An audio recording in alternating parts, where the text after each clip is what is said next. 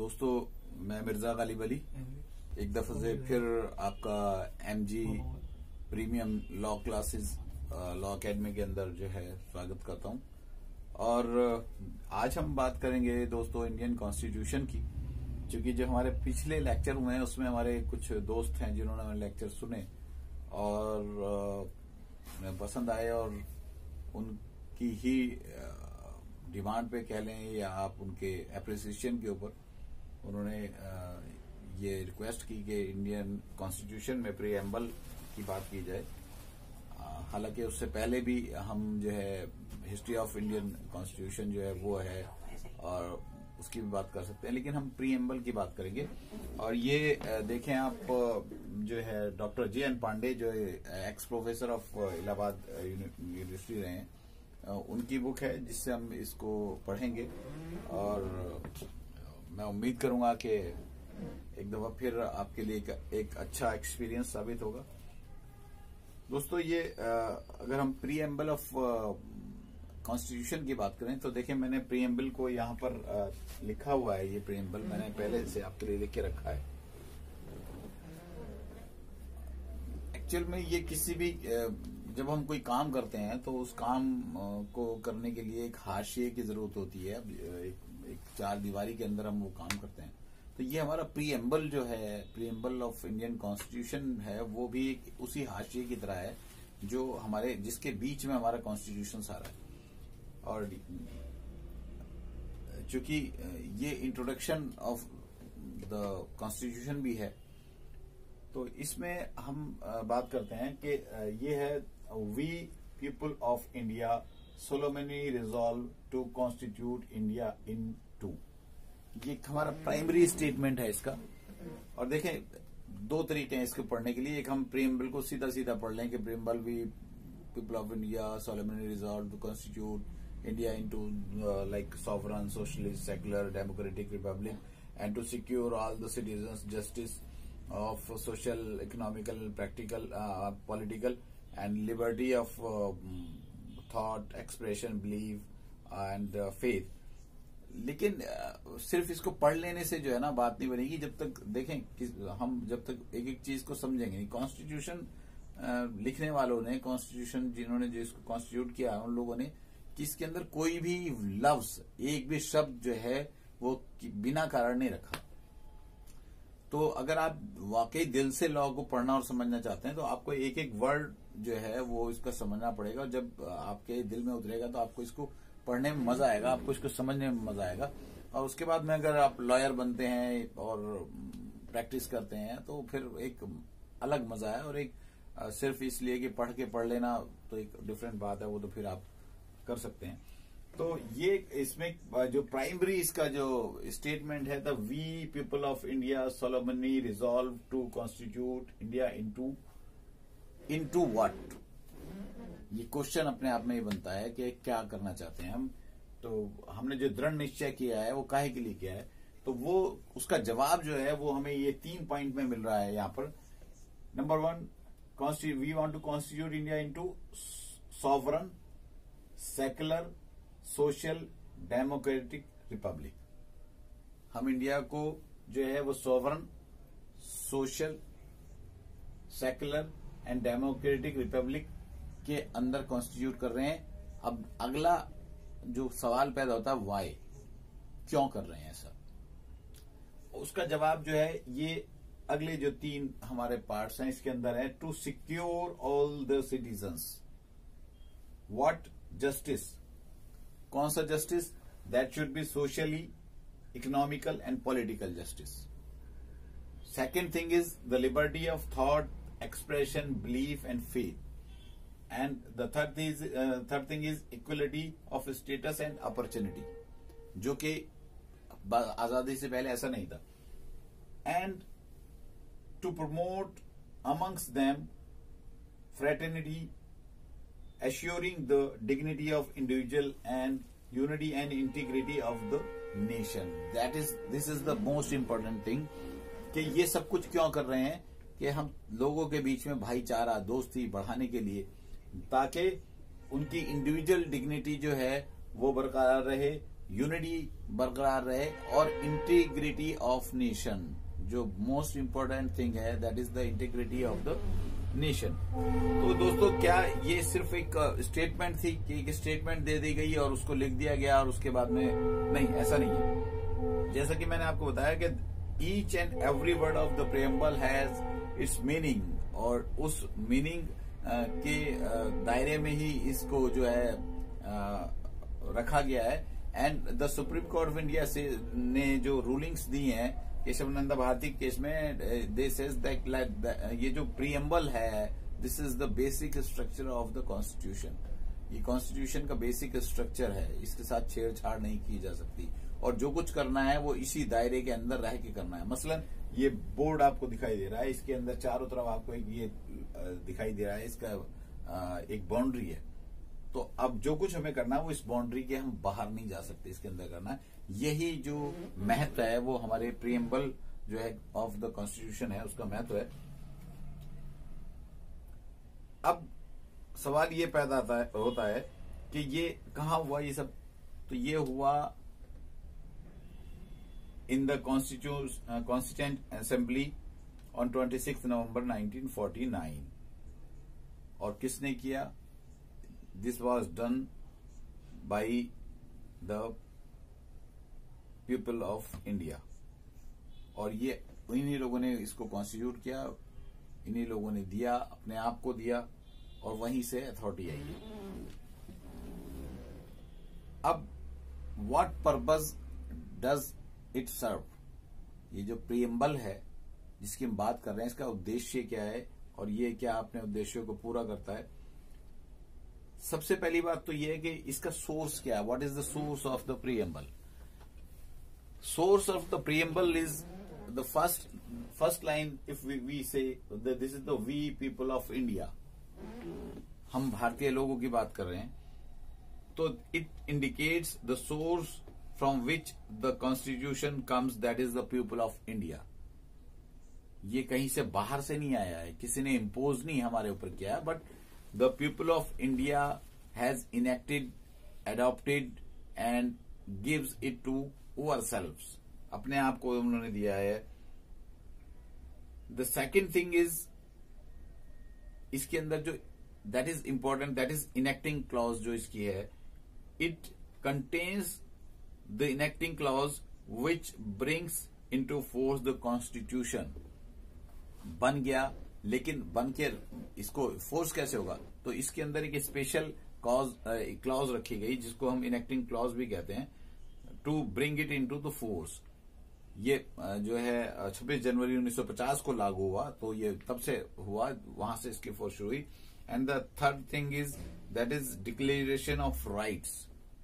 यहां पर प्रीएम्बल ही जो है वो जिस हम फंडामेंटल राइट्स की बात करते हैं, जहां पर कि fundamental what are the fundamental rights of the citizens, तो ये जो हमें मिलते हैं फंडामेंटल राइट, हमारे यहाँ हर आदमी फंडामेंटल राइट की बात करता है, तो वो हमारे प्रीएम्बल जो है, वही प्रीएम्बल जो है हमें फंडामेंटल राइट्स जो है वो प्रोवाइड कर रहा है।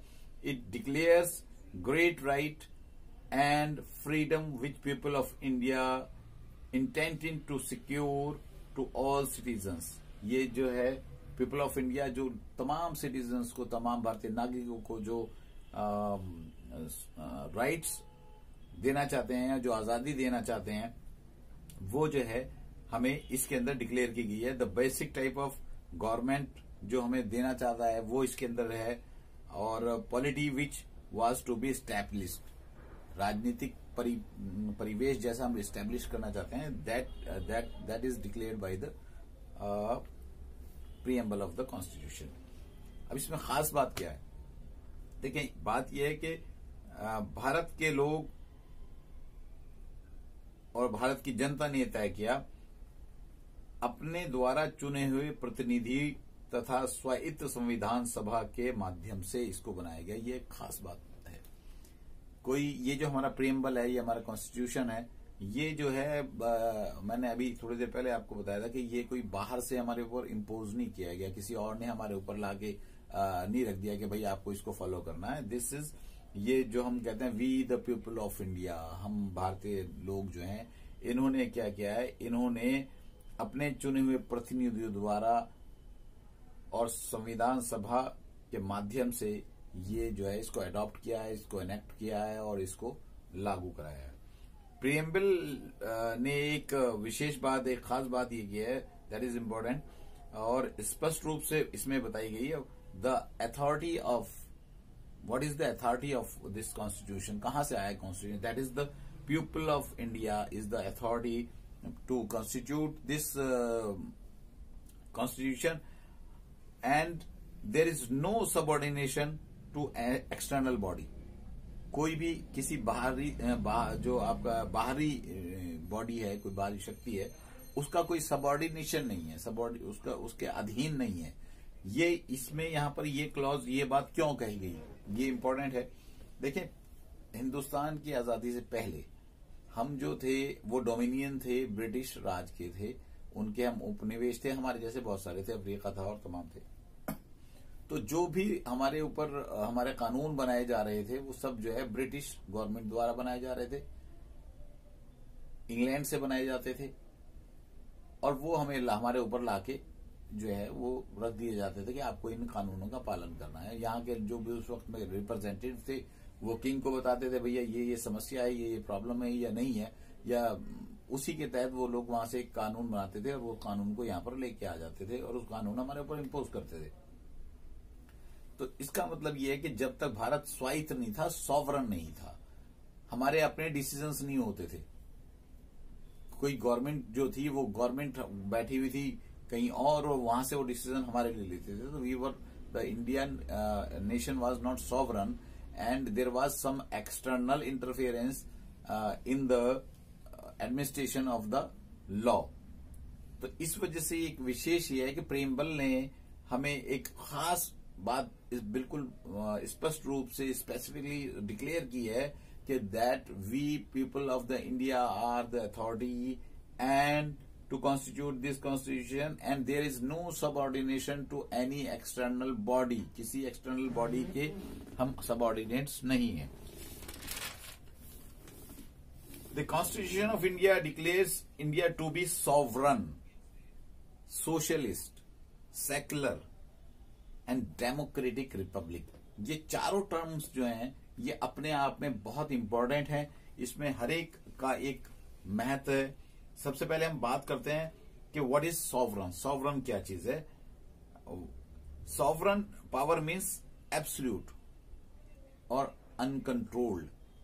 पहले हम सॉवरन नहीं थे, हम जो है एब्सोल्यूट नहीं थे, संपूर्ण शक्ति हमारे पास नहीं थी, हमारी शक्तियां जो थी किसी और के पास थी और हम सिर्फ उनको फॉलो कर रहे थे। But the sovereignty gives us the absolute power, the uncontrolled power. और एक विद्वान हुए हैं लॉ के, कोली उनका नाम हुआ है, उन्होंने says a state is sovereign where there resides within itself is supreme and absolute power। within की बात करें, अंदर ही सुप्रीम पावर है एंड एब्सोल्यूट पावर है, एक्नोलॉजिंग नो सुपीरियर। और इसमें एक खास बात यह है कि किसी दूसरे सुपीरियर की कोई एक्नोलेजमेंट नहीं है। There is no superior to the constitution और the powers which the constitution is giving for the sovereignty. Means India is no more dependent on any outside authority। जो हम अभी पहले भी बात कर रहे थे कि हमारी जो सारे डिसीजंस होते थे बाहर से होते थे, लेकिन as soon as India becomes free and हमारा कॉन्स्टिट्यूशन लागू हुआ तो we became the Indian country became the sovereign power and there is no external pressure और external interference in the decision making and we are the absolute power। India is the absolute power within itself। Sovereign शब्द जो है, देखिए इसके बहुत सारे meaning हो सकते हैं। एब्सोल्यूट संपूर्ण भी हो सकता है, अनलिमिटेड भी इसको कह सकते हैं, अनरिस्ट्रिक्टेड पावर कह सकते हैं आप, इसको अल्टीमेट पावर भी कह सकते हैं, द लास्ट पावर कह सकते हैं, द बाउंडलेस पावर कह सकते हैं। तो इसके बहुत सारे साइनोनिम्स भी हैं जो हम इसको लिए यूज कर सकते हैं। सॉवरन मीन्स, इसको समझना चाहिए, सॉवरन का मतलब क्या है। आजादी से पहले हम सॉवरन नहीं थे, इंडिया सॉवरन नहीं था। There were the other people, other government outside the Indian borders, who was making the decisions for the Indian people, and they were enacting the law for the Indian people, and they were just putting those law, enforcing those laws on the Indian people. लेकिन जब से India आजाद हुआ, जैसे declaration हुआ, उसके फौरन बाद we became the sovereign power. इसका एक क्रिटिसिज्म भी है. एक बहुत इंटरेस्टिंग बात है, ये आप जान लें कि India is also the member of Commonwealth. India जो है कॉमनवेल्थ का मेंबर है. तो कुछ लोगों का कहना ये था because India is the member of the Commonwealth तो साहब सॉवरन कहाँ हो गया. तो ऐसा नहीं है. बात यह है कि 1926 के अंदर जो है ब्रिटिश डोमिनियंस जितने भी थे, उनके उपनिवेश थे, जिसमें इंडिया भी था, अफ्रीका भी था और तमाम बहुत सारे थे. तो उन्होंने एक जो है एक कॉन्फ्रेंस हुई और उस कॉन्फ्रेंस के अंदर एक डिक्लेरेशन हुआ. और डिक्लेरेशन ये हुआ कि जितने भी डोमिनियंस ऑफ द ब्रिटिशर्स हैं, they agreed that they all are equal member of a community with British empire. British empire के इक्वल मेंबर्स हैं. उनके अंदर कोई मसलन भेदभाव नहीं है. उनके अंदर कोई ऐसा नहीं है कि इंडिया बहुत अच्छा है या अफ्रीका बहुत अच्छा है और या ब्रिटिश एम्पायर जो है वो बहुत. They are all equal. तो उसके तहत ही जो है इंडिया जब आजाद हो गया तो दे जो हमारे संविधान निर्माता थे या उस वक्त में जो प्राइम मिनिस्टर रहे हैं या और जो भी गवर्नमेंट की बॉडीज रही हैं, उन्होंने डिसाइड किया कि we will remain the member of commonwealth but we are sovereign. जो पहले हम ब्रिटिश एम्पायर का हिस्सा थे वो हम नहीं रहे और हम सॉवरन हैं, लेकिन हम कॉमनवेल्थ के हिस्सा बने रहे. और it was well with in the power of the Indian government. ये खास बात थी. तो इसमें अगर हम उसका हिस्सा रहे तो उससे कोई बहुत ज्यादा फर्क नहीं पड़ रहा है. तो ये क्रिटिसिज्म जो है कि आप कॉमनवेल्थ के मेंबर रहे हैं साहब, और क्योंकि कॉमनवेल्थ ब्रिटिश सरकार के द्वारा बनाया गया था, आजादी से पहले बनाया गया था, तो आप सॉवरन नहीं रहे, ऐसा नहीं है. Then the second term is the socialist. This is the second term. Third term that is socialist. Social, समाजवादी. इसका जो अपोजिट होता है वो कंजर्वेटिव होता है. तो समाजवादी का मतलब क्या हुआ, सोशलिस्ट का मतलब क्या हुआ? The system of social organisation that advocates the ownership and the control of the means of production and distribution. This is important. Production and distribution, capital and by the community as a whole. ये individuals की बात नहीं कर रहे हैं हम यहाँ पर. ये हम एज अ कम्युनिटी की बात कर रहे हैं कि इसमें ownership and control of the means of production and distribution. Production of जो हमारे रिसोर्सेज हैं उनका प्रोडक्शन और उनका कंट्रोल वो किसी एक इंडिविजुअल के पास नहीं रहा. That control is through the community. And वो कम्युनिटी जो है वो हमारी गवर्नमेंट को वो पावर्स, हमारी सेंट्रल गवर्नमेंट को वो पावर देती है. उसके थ्रू जो है वो सारा डिस्ट्रीब्यूशन जो है वो इक्वल हुआ. ऐसा नहीं हुआ कि एक के पास बहुत ज्यादा हो गया और एक के पास कुछ भी नहीं रहा. ऐसा नहीं है. तो दैट इज सेंट्रलाइज सिस्टम के थ्रू जो है हमने उसको कंट्रोल किया. The next term it comes out secular. अब सेक्युलर नॉर्मली हम कह देते हैं धर्म निरपेक्ष है साहब. कोई जो है मीन्स कि the state itself doesn't have any religion. The state is not following any religion. It is not giving any priority to any religion. सब अपने अपने फेथ को फॉलो करने के लिए फ्री हैं, लेकिन स्टेट का पर्टिकुलर कोई रिलीजन नहीं है. And state will not propagate any particular religion. This is the meaning of the secularism. Secularism को अगर आप इसकी बात करें definite, secularism means generally is that the state had no religion and it will itself not propagate or follow any particular belief or faith. Its religion will be treated all the religions will be treated equally, and state will not discriminate in the like faith of the people के वो किसी को support करे या किसी का विरोध करे. And the other, if we will take it into the broad range, secularism means separation of religion from civic affairs. जो गवर्नमेंट है या जो स्टेट है इसको डिवाइड किया है हमारे कॉन्स्टिट्यूशन ने कि स्टेट का रिलीजन से कोई ताल्लुक नहीं है और ये दोनों चीजें अलग अलग हैं. There is a separation between these two. And जो गवर्नमेंट है वो सिर्फ जो है सिविक अफेयर्स की बात करेगी, नॉट द रिलीजन. सेक्युलरिज्म का और बहुत सारे मीनिंग्स हैं, जिसमें लाइक एंटी क्लैरिकलिज्म जो है, जिसको हम हिंदी में क्या है कठोलावाद भी कह देते हैं, या पंडितों का राज कह सकते हैं, या पादरियों का इन्फ्लुएंस कह सकते हैं.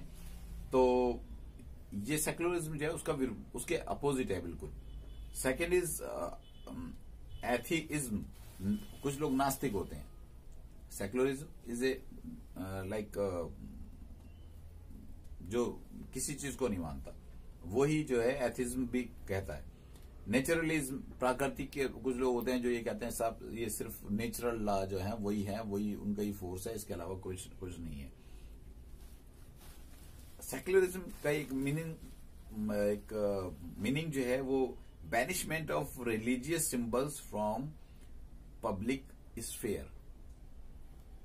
हम हमारे यहाँ इंडिया में खास तौर से, और मे बी इन बांग्लादेश और पाकिस्तान, जो हम रिलीजियस फेथ को अपने पहन के चलते हैं, या आपने जगह जगह पर देखा होगा कहीं एक स्टैचू है, कहीं दूसरा स्टैचू है, कहीं तीसरा है. तो ये सेक्युलरिज्म का एक्चुअल मीनिंग ये है कि there should be no religious symbol anywhere in public life. कहीं पे भी नहीं होना चाहिए. अगर ऐसा है तो that means we are following secularism. और अगर ऐसा नहीं है तो it means there is some religion prevailing. अब the next term comes, that is democratic republic. लोकतंत्र, गणतंत्र की हम बात करते हैं. Government of people, by the people, for the people. Democracy का मतलब ही ये है कि people are choosing their own representative for governing their daily affairs.